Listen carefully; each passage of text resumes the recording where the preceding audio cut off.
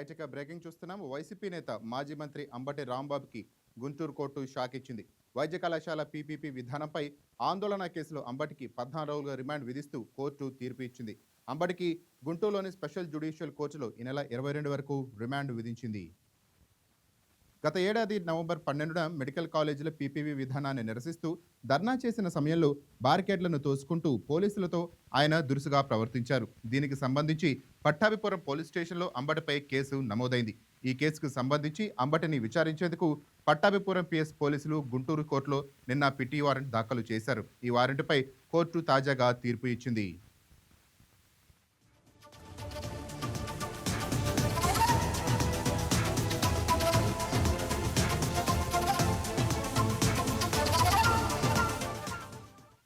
ఇక మరోవైపు చంద్రబాబుపై వ్యాఖ్యల కేసులో గుంటూరు కోర్టులో అంబటి బెయిల్ పిటిషన్ వేశారు. ఈ పిటిషన్పై కూడా ఈరోజు కోర్టులో విచారణ జరగనుంది. దీనికి తోడు Ambati police custody petition, Rajahmundry central జైల్లో అదనపు సౌకర్యాల కోసం వేసిన పిటిషన్పై కూడా కోర్టులో విచారణ జరుగుతోంది.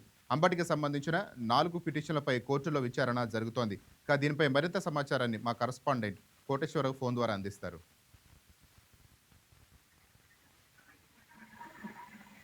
రైట్ కోటేశ్వరరావు, చెప్పండి. రాంబాబు గారికి సంబంధించిన అప్డేట్స్ ఏంటి?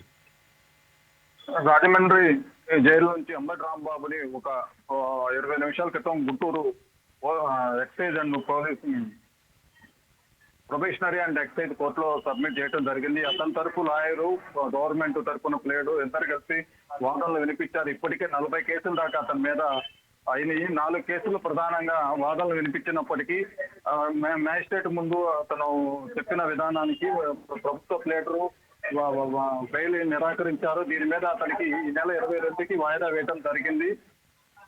మొత్తం దానికి తోడు అంబటి రాంబాబు నవంబర్ 12వ తేదీ వైసీపీ ట్రిపుల్ సి అనే అంశం మీద బారికేట్లు చూసుకుంటా వెళ్లేది ప్రధాన అంశంగా పెట్టుకున్నారు. దాని తర్వాత కొన్ని కేసులు కూడా కట్టడం జరిగింది. దీని మీద మొత్తం 3 అది ఒకటి 4 కేసుల మీద ఈ రోజు వాదనలు వినిపించినప్పటికీ 22వ తారీఖుకి వాయిదా వేయడం జరిగింది.